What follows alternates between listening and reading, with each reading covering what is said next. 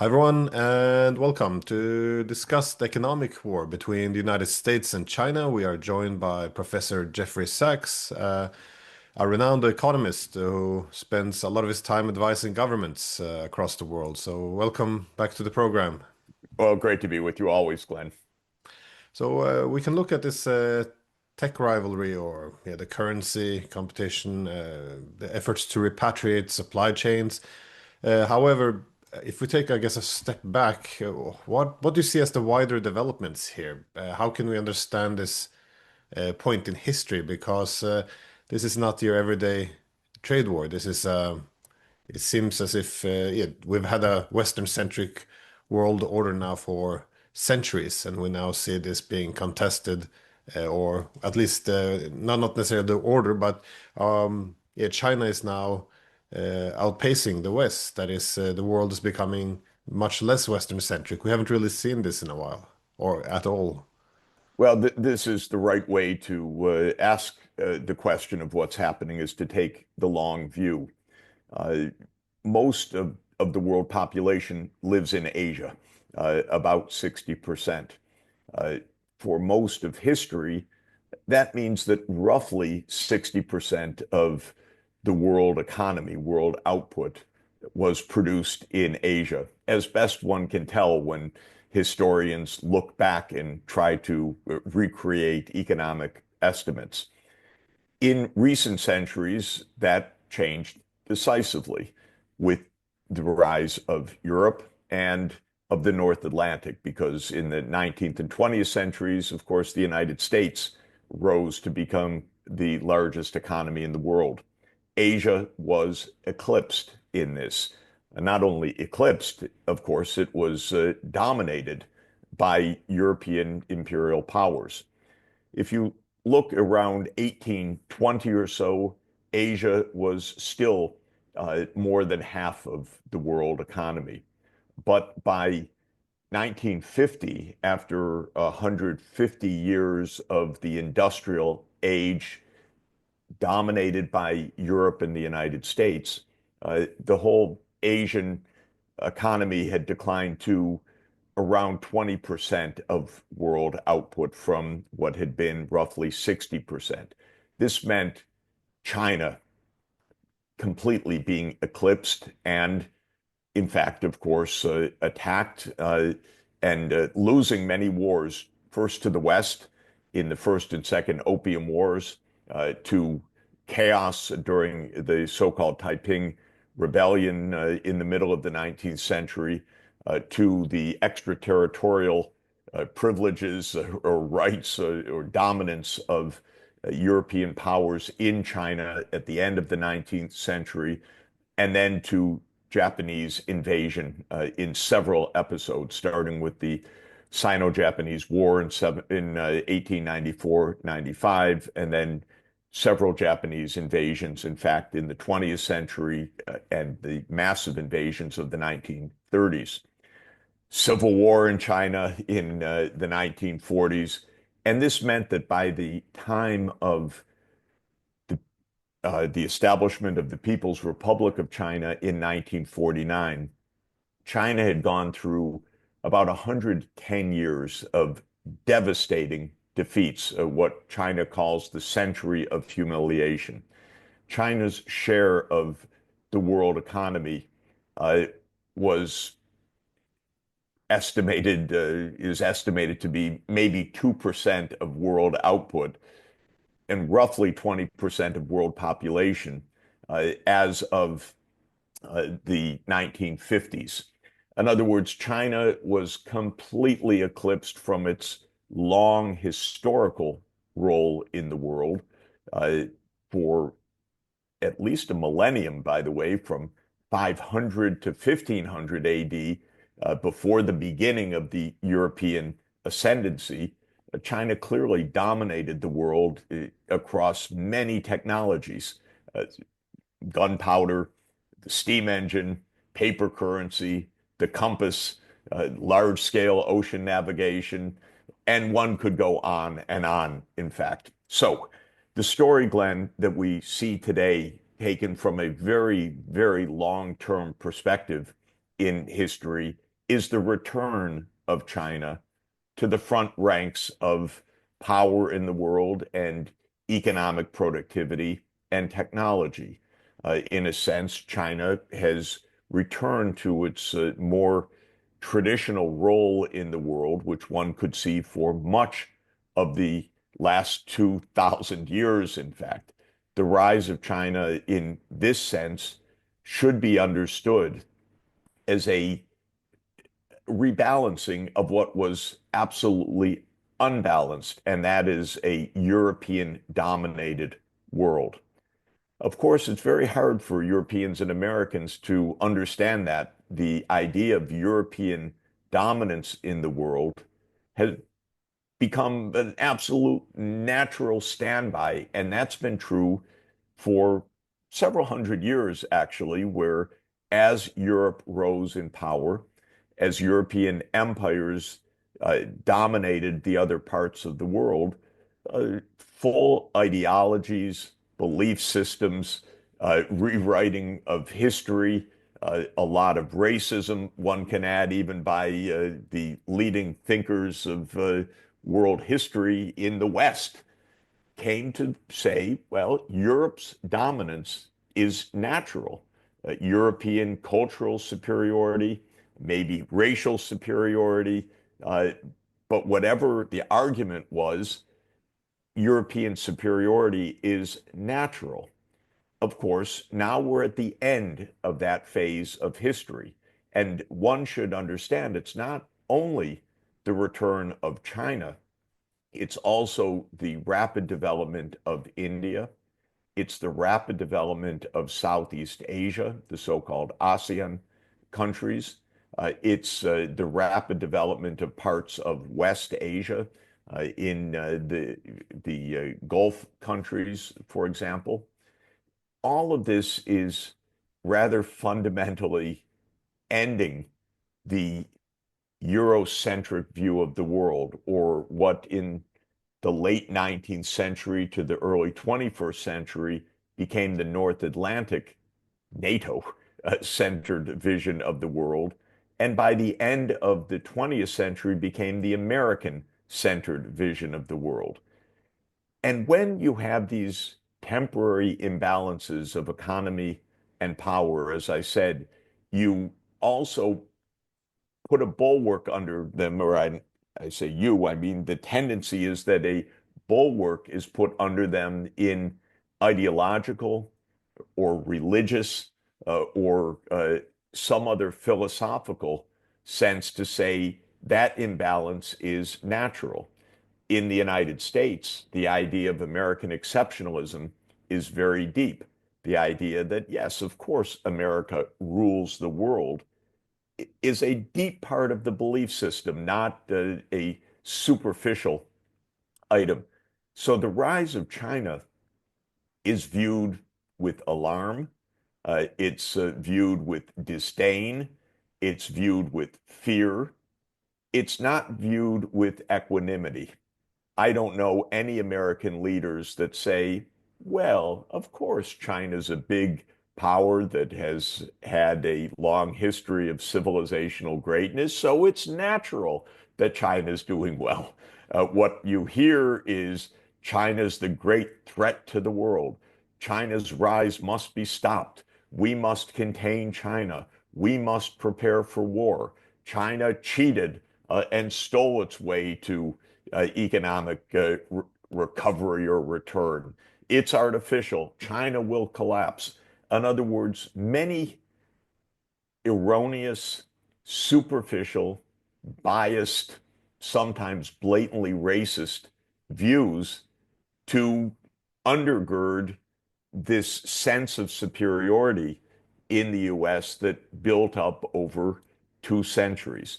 So I thank you for taking the long view, because that's typically what is precisely missing in understanding the big changes of relative economic and technological performance in our world today. It's a natural catching up of those who fell far behind in the last 2 centuries for a variety of fascinating and complex reasons, but that imbalance that developed favoring the North Atlantic relative to the rest of the world has diminished and basically is coming to an end at this point. This is fascinating how the extreme economic imbalances give rise to ideologies, I guess, to explain the superiority of where the power is concentrated.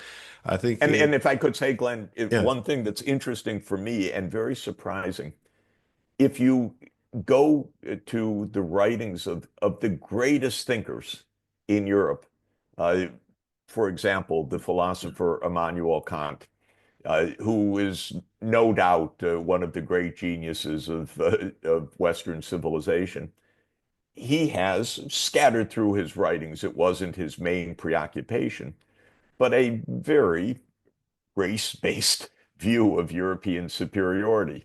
And one reads that with some shock, because he was the great universalist. He was the great describer of, indeed, the categorical imperative, which set universal standards for behavior. But the idea that Europe is inherently the superior civilization is deeply embedded, of course, in a wide range of ideologies stretching back from the Renaissance to the Enlightenment, of course, to the period of romantic nationalism in the 19th century, and on to Nazism and other ideologies of the 20th century that were based on superiority of race or religion or some other attribute of European culture that gave the right to dominate. And this is where so much goes wrong in our thinking.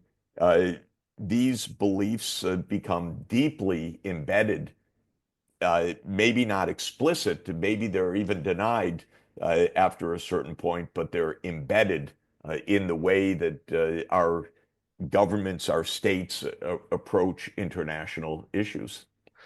I was at Immanuel Kant's 300-year birthday last year in Kaliningrad, and it did strike me some of the universalism behind it. There was some sense of superiority.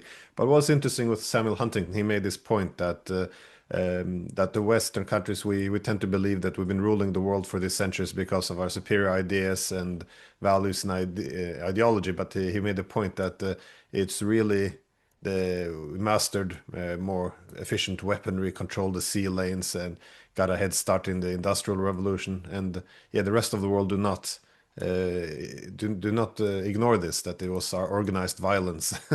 But it begs the question: how will this lead to a different rule by China? Because if the Eurocentric world was, all these empires on a small continent, how this kind of formed our way of looking at the world, because our political theories tend to assume that you have this unavoidable geopolitical rivalry that is almost a law of nature. How do you think China would be different? Its geopolitical mentality would be different than, for example, the way the Europeans have behaved, because we always assumed it's all universal. This is also an absolutely fascinating and much debated question, I would say, but I have my own views, which I'll share.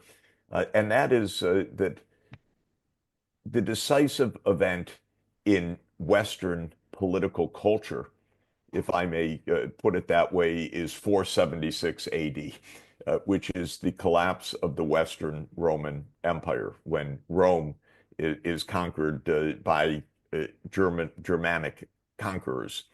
And at that point, it was a long process, but with the fall of the Western Roman Empire, Europe fragmented into multiple political entities. In fact, the complete complex, remarkable kaleidoscope of political entities, of city-states and kingdoms and dukedoms and every conceivable form of political organization, from the tiniest level up through would-be European-wide empires that never quite reached their billing, like the Holy Roman empire that Charlemagne, in effect, began. But as it was famously said, it was never quite holy, never Roman, and never an empire in the way that it built itself. But the point is, Europe was and is and remained, despite Napoleonic aspirations, despite Charlemagne's aspirations, despite what Hitler tried, never became a unified political entity. And today's European Union is a different kind and still very weak construction of some kind of European-wide political organization. Europe fragmented and basically engaged in within European war for 1,500 years. And war became the standard. And thinking about statecraft is thinking about conflict in Europe. And so the idea that statecraft is anarchic, the famous assumption of realism in international relations theory, is a good first projection of European reality, roughly from around 500 AD to at least, let's say, to 1950. And the idea that states therefore collide with each other, compete with each other, fight with each other, conquer each other, defeat each other, succumb, and so forth, is European statecraft thinking. China is very, very different in its history. China unified in 221 BCE in the Qin dynasty, the first unification. And China's geographically kind of a box. The box has dryland steppe region, so-called, to the north, the Himalayas to the west, the tropical forests of Southeast Asia to the south, and the East China Sea, the Pacific Ocean to the east. It's a box that became a state, a unified administrative state more than 2,000 years ago. China fragmented at times. The Qin dynasty gave way to the Han era. The Han era broke apart, then became later reunited in the Tang and the Song and the Yuan and the Ming and the Qing dynasties. But one could say that for most of the last 2,200 years, China's been a centralized administrative state. And the philosophy underpinning China is a Confucian philosophy that emphasizes the importance of harmony in keeping this integrated state functioning. Now, it's debated, does this lead to a different kind of statecraft of China? My answer is yes, it does actually. China does not think in terms of Western anarchic international statecraft. China thinks in terms of a large Chinese state where internal order is decisive and where external imperialism was never the rule for 2,000 years. China's vast and did not look for overseas territories. By and large, yes, one can point to particular places and episodes, but by and large, China had peaceful relations with its neighbors. I'll just give one example. From 1368, which is the beginning of the Ming Dynasty, to 1839, which is Britain's invasion of China in the First Opium War. So roughly for, what is that, 500 years, China did not engage in almost any fighting with its East Asian neighbors, with Japan, with Korea, and with Vietnam. With Vietnam, there was about a 17-year period of war in the 15th century. With Korea, as far as I know, China never invaded Korea even once, but China was the dominant power. And in Western statecraft, you'd say, well, China would invade and take over. Never tried. China never, during this period, invaded Japan, not even once. It was invaded by Japan once in 1592, I believe it is, or at least an attempt by a Japanese shogun, a military commander, to invade China. It failed, of course. But in any event, you had essentially a half a millennium of peace in East Asia. It's sometimes called the Confucian Peace. Now, when I discuss this with our friend John Mearsheimer, a dear friend and a great political scientist, as far as I'm concerned, he says, no, no, no, no, China will behave just the same way as any other great power. And he doesn't agree with this idea that China has a different kind of statecraft. I beg to differ. I love and admire John, but I disagree with him. I think China's view of statecraft is different, and it has been shaped by a different 2,000 years of history. Professor Sachs, it's always fascinating to speak with you. So yeah, thank you so much. And yeah, I think this will be a key focus in the years to come, to what extent China is its statecraft is distinctively different from that of the Western. So it is, I would like to see you and Mearsheimer in a debate about this. So thank you again for your We'll time. continue the discussion. Great to be Great. with you.